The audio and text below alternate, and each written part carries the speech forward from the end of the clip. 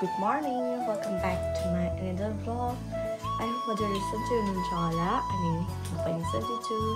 आज चाहिँ म किचनबाट भ्लग स्टार्ट गर्दैछु तातो चियासँग। Hi guys.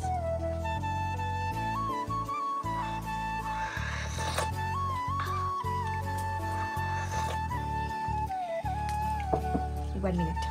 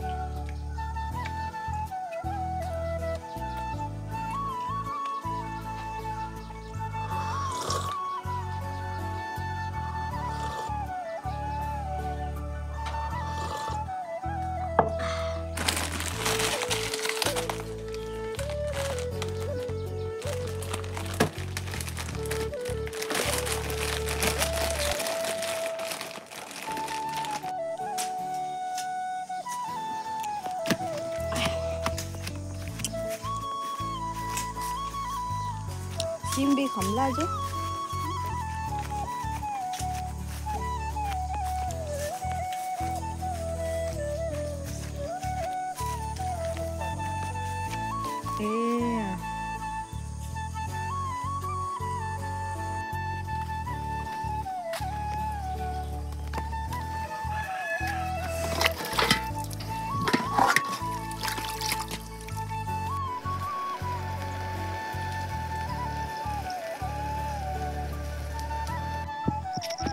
गाइस मलाई यहाँ स्प्राइट बोकिरहेको छु 2 बोतल हैन 2 बोतल चाहिँ स्प्राइट लगेर चाहिँ म जान्दैछु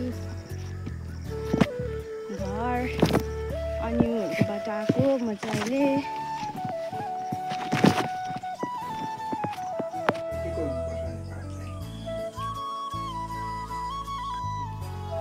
गाइस अहिले चाहिँ खाना खाएर रेस्ट गरेको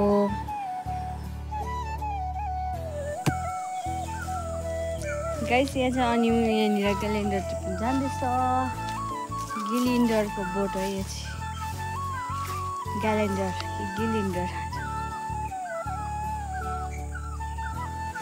पाकेकोहरू चाहिँ उतातिर रहेछ नि उहाँतिर ऊ खाएछ त केले हेलो गाइस अब चाहिँ म रस दाना बनाउन आँटेको अनि यहाँ चाहिँ छ अमुल दुध हो अब चाहिँ म यसलाई युज गरेर चाहिँ भाँडामा तताउँछु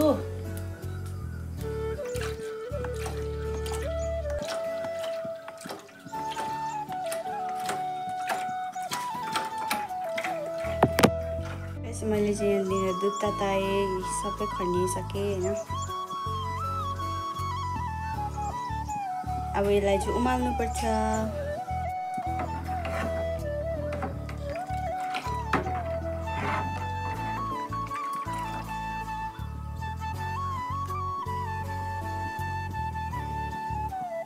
गाइस दुध चाहिँ उम्लिसक्यो हैन यसरी चलाउनु पर्छ यो दुधले चाहिँ पारा ल्याएको जस्तो लागेन खै यो दुध त अन्त फाटिँदैन त यो दुध फटाउनु पर्यो साथीहरु दुध फटाउनु पर्यो कसरी फाटिने होला त्यो आइडिया छैन अब यो चाहिँ फाटिसक्यो दुध चाहिँ हैन अब चाहिँ यसलाई मजाले तार्नु पर्ने हुन्छ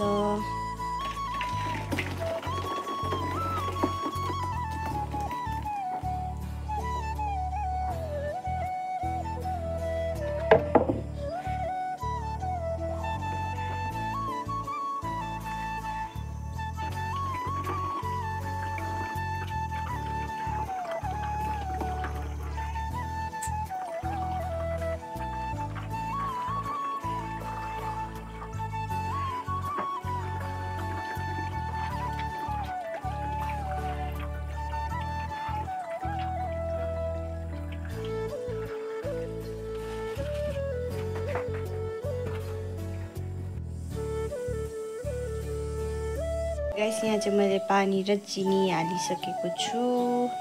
अब यसलाई चाहिँ उमाल्नु पर्छ।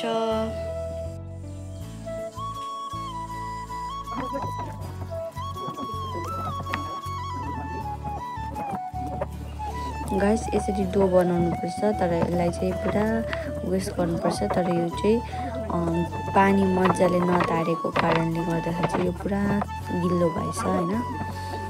अन्त हामीले चाहिँ तपाईहरुले गर्दाखेरि चाहिँ पानी मजाले निचोरेर मात्रै गर्नु होला।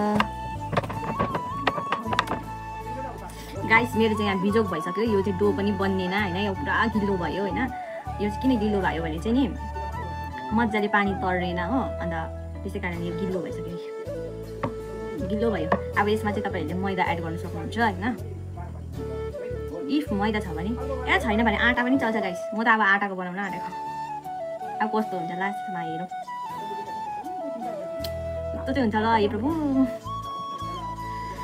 आटा अब हालेर चाहिँ मुस्छु ल गाइस।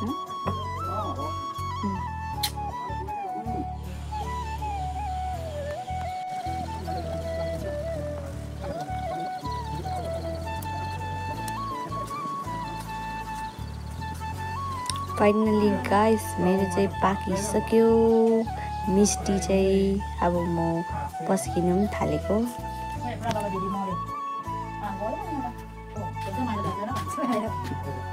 यो चाहिँ हाम्रो अनिउको लागि टेस्ट गरेर भन्नु ल। यो चाहिँ आपाको लागि, आपा खाएर टेस्ट गर्नु रहेछ कस्तो हुँदो रहेछ। खाएर टेस्ट गर्नु त एउटा। अनि मिस्टी भनेर क्या गुलियो हुँदैन। दामी किन दामी रहेछ साँच्चीकै। यता हेर्नु न मिठो।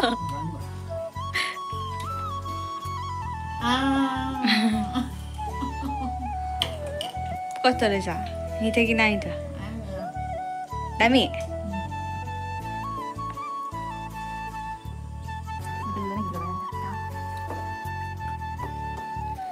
Cheers guys.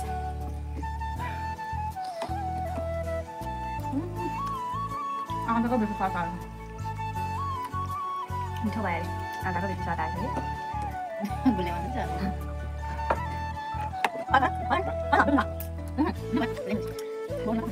मिठो हो बनाएको।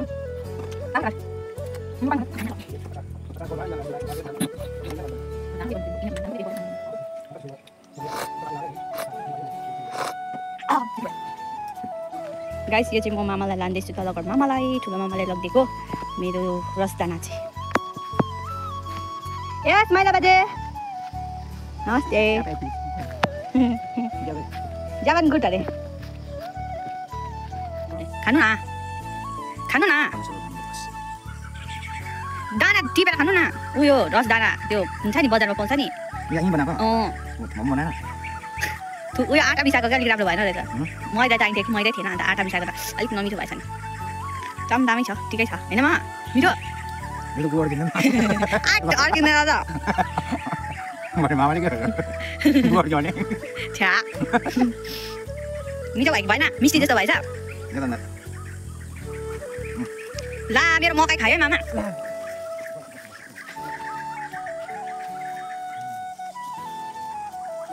आमालाई उही बाटोमै भेट्यो होइन, गोरु सार्नु हुँदै रहेछ। अन्त म चाहिँ पेला लगेर जानेको घरतर्फ लागेको है त गाइस।